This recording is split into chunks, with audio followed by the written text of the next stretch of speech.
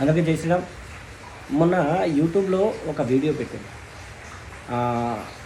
ఏది చేసినా కానీ యేసయ్యను నమ్ముకోవచ్చు అననే విషయం మీద వీడియో చేస్తే ఒక సోదరుడు ఏమైనా మెసేజ్ పెట్టాడంటే, ఏంది బ్రో ఈ కుళ్ళు జోకులు అని చెప్పి పెట్టిండు. వాళ్ళ ఫాస్టర్ అమ్మ అంటేనట అది జోక్ కాదు, కానీ దాన్ని నేను ఎత్తి చూపిస్తేనట అది జోక్ అట. సరే, ఇప్పుడు అది నేను మాట్లాడటం జోక్ అయితే మరి అదే ఫాస్టర్ అమ్మ చెబుతున్న మాటలు విన్న తర్వాత నీకేమనిపిస్తుందో మళ్ళీ కామెంట్ చేయి మర్చిపోకుండా ఈ వీడియోకి. ఒకరోజు ఇంకా నడుచుకుంటా ప్రభా నాకు 200 అయితే బాగుండదు ఆయన అనుకుంటూ నడుస్తున్నా. ఈడ మాట్లాడుకుంటూ నడిచిన బాబు కాళ్ళ కాడ పడినాయి. చూస్తే 100 రూపాయల నోటు కనిపించింది, తీసి చూస్తే 200 ఉన్నాయి మంత. తర్వాత ఏటీఎం కాడికి పోయి ప్రార్థన చేసిన, ఏ శ్రావణ దీంట్లో డబ్బులు వచ్చిన కానీ పలికిన నా ఏటీఎం లో 270 రూపాయలు మాత్రం ఉన్నాయి. ప్రార్థన చేసిన ఏటీఎం కార్డు పెడితే 1,64,44 రూపాయలు నా బ్యాంక్ లోకి వచ్చినాయి. ఏసు నామంలో పనిలోక బంగారంలో నుంచి ఒక తులం గొలుసు రోడ్డు మీద పడను కాక 4 గంటలకు అడిగిన 7 గంటలకు ఉప్పల రింగు రోడ్డు కడ దొరికింది నాకు. తప్పక నా గ్యాస్ అయిపోయింది అనుకున్నాం. పరిశుద్ధాత్ముడు పక్కకున్నదిగా చెప్పొచ్చు కదా, దీనికి పరిశుద్ధాత్ముడ గ్యాస్ అయిపోయింది నాయన అంటే గ్యాస్ అని మన ఇంటి ముందర తీసుకొచ్చి పెడతాడు ఆయన.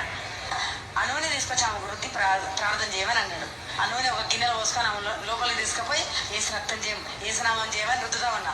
ఆ మంటలకి సీస ముక్కలు బయటికి రావడం మొదలైంది. అవి ఎక్కడి నుంచి 2 రొమ్ముల నుంచి సీస ముక్కలు పెద్ద పెద్ద. ఇప్పుడు ఇది గ్లాస్ అనుకోండి, ఇది ఇట్లా పడేస్తే ఎట్లా దాని ఆకారంతో పగులుతాయా, అడ్డదిడ్డంగా పగులుతాయి కదా, అట్లాంటి ముక్క ఆ మంటల నుంచి బయటికి రావడం మొదలైంది. ఇంత పెద్ద చాకు లోపలికి సగం బయటికి సగం ఆమె కడుపుల నుంచి బయటికి రావడం స్టార్ట్ అయింది. విన్నారుగా?